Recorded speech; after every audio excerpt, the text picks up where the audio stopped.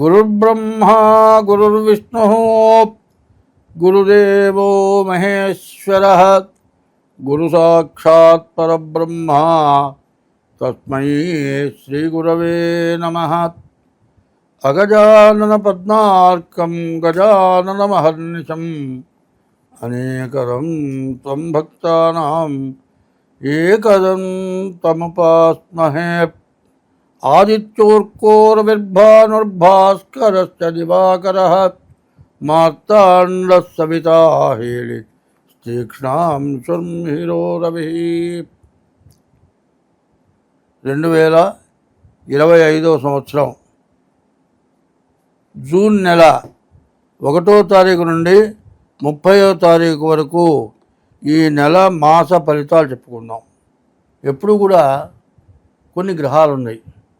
ఒక గ్రహం 2 రోజులున్నరే ఉంటుంది, ఒక గ్రహం నెల రోజులు ఉంటుంది, ఒక గ్రహం నెల 15 రోజులు ఉంటుంది, ఒక గ్రహం 3 నెలలు ఉంటుంది, ఒక గ్రహం సంవత్సరం ఉంటుంది, ఒక గ్రహం సంవత్సరంన్నర ఉంటుంది, ఒక గ్రహం 2 సంవత్సరాల 6 మాసాలు ఉంటుంది ఒక్కొక్క రాశిలో.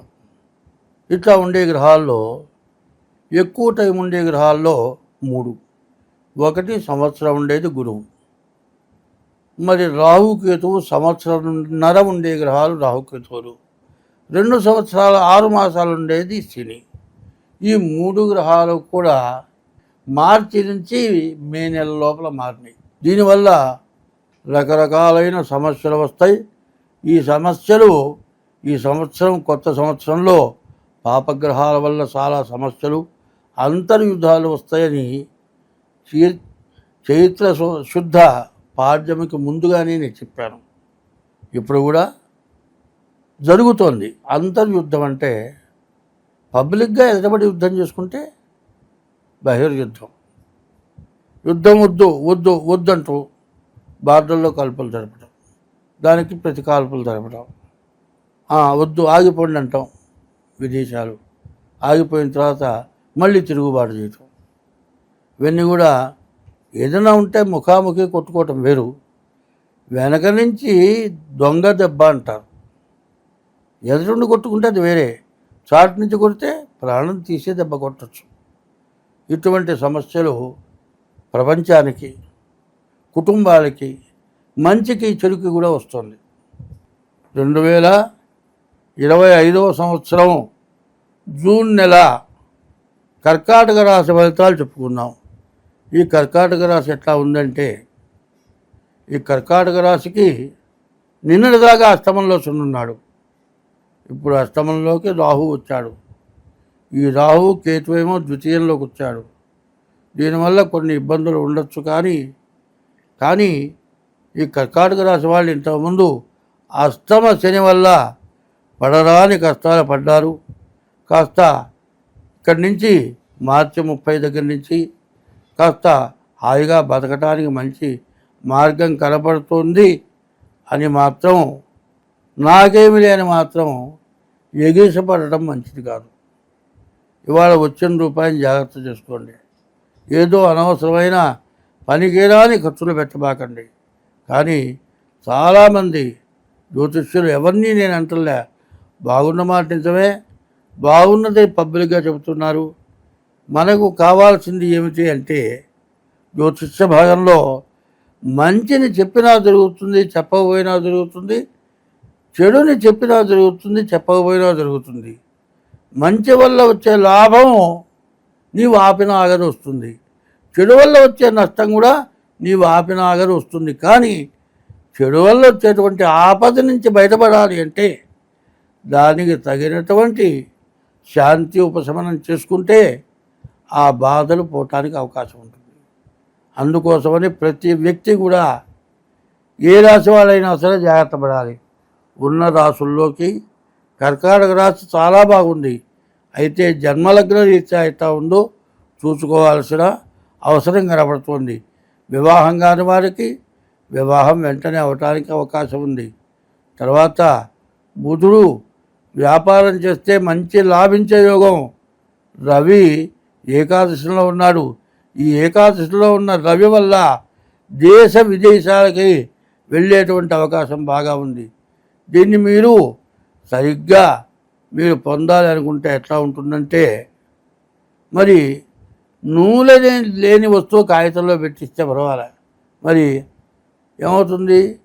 శనగలు, బఠానీలు, పెసరు పప్పులు ఇట్లాంటివి మరి నూనె ఉన్న కవర్లో పెట్టినా ఏం పర్వాలే. ఒట్టి కాగితాలు నూనె పీల్చిన తర్వాత కొన్ని వస్తువులు తింటానికి పనికి రాకుండా పోతాయి. దేన్ని ఎట్లా పెట్టుకోవాలో అట్లా పెట్టుకుంటే మీరు బాగుపడతారు. కాబట్టి మీకు మీ జాతకం బాగుంది కదా అని ఇంట్లో బాగుండని వాళ్ళు ఉన్నారు. కుజుడు వల్ల, రాహు వల్ల అనారోగ్య పాలయ్యే వాళ్ళు ఉన్నారు. వాళ్ళని రక్షించడానికి నీవు బాగున్నప్పుడు ప్రవర్తించాలి. నీది గోచార రీత్యా మాత్రం 100కి 100 బాగుంది, ఏం అవసరంలే. కానీ జన్మ లగ్న రీత్యా వచ్చేప్పటికల్లా మీ గ్రహస్థానాలు ఎట్లా ఉన్నాయో చూసుకుంటే మంచిది. మంచి టైంలో ఆ మంచిని ఉపయోగించుకున్నవాడు గనుడు అవుతాడు. మంచి టైంలో ఆ వచ్చిన మంచిని కేర్లెస్ చేసి చెడగొట్టుకున్న వాళ్ళు చాలామంది ఇబ్బంది పడుతున్నారు. ఎందుకంటే చిత్తూరు నాగయ్య గారికి 7 కార్లు ఉన్నాయి, చివరికి వచ్చేప్పటికి ఏమీ జరగలే. మరి సినిమా యాక్టర్ కాంతారావు ఉన్నాడు, 500 ఎకరాల భూమి ఉంది. చివరికి నాకొక్క చిన్న ఇల్లు కట్టించి పెట్టండి అయ్యా అని బజార్న పడి బాధపడ్డాడు. ఏమిటి, ఎంత సంపాదించాడో, ఎంత కష్టపడ్డాడో, సొంత ఆస్తులని దానం చేశాడో. ఎన్నో దానం చేసిన వాడికి ఉండటానికి ఇల్లు లేక, ఎవరు సహాయం పడక, చివరి స్థితిలో చాలా కష్టాలు పడి ఆ సినిమా యాక్టర్ కాంతారావు దెబ్బతిన్నాడు. ఎందుకంటే ఏమంటే కాంతారావు సంగతినో ఇంకో యాక్టర్ సంగతి చెబుతున్నామంటే కాదు, వాళ్ళ గ్రహస్థితి వల్ల వాళ్ళు అంత బాగా ఉన్నవాడు ఇంత నష్టపడిపోయినారు కదా. వాళ్ళ సమస్య ఉన్నప్పుడు వాళ్ళు అజాగ్రత్త పడి చెడిపోయినారు కదా. అట్లా కాకుండా మీరు చెడకుండా ఉండటానికి చెబుతున్నా. మీకు ఈ కర్కాటక రాశి వాళ్ళకి అన్ని విధాలా బాగుంది. కానీ మీ జన్మలగ్న రీత్యా అంటే పుట్టిన టైం ద్వారా మీ జాతకం చూపించుకోండి, అంతా బాగుంటుంది. అదే కాదు, ఎవరి వృత్తిలో కూడా ఈ చెప్పింది బాగా మనస్సులో పెట్టుకొని మన దగ్గర ఉన్నవాళ్ళు, మన తోటి వాళ్ళు సక్రంగా బతుకుతున్నారా, వాళ్ళు తింటున్నారా, వాళ్ళ బతకగలుగుతున్నారా ఆలోచిస్తే అడుక్కు తినేవాడు మాత్రం ఎక్కడా ఉండడు. అడుక్కు తినేవాడు లేకుండా పోవాలంటే నీ దగ్గర బతికేవాడు వాడు బాగుండాలని కోరుకోండి. అట్లా కనుక ఉంటే అడుక్కు తినేవాడు లేకుండా పోతాడు. నేను బాగుపడ్డాను, వాడు అడుక్కు తింటున్నాడు అంటే ఏ రోజైనా కూడా వాడి గతి నిగ్గురపడుతుంది. అందరం బాగుండాలంటే వాడు చేయగ దాపకుండా బతికేట్టుగా నువ్వు చూస్తే అడుక్కు తినేవాడంటూ ఉన్నాడు. స్వస్తి.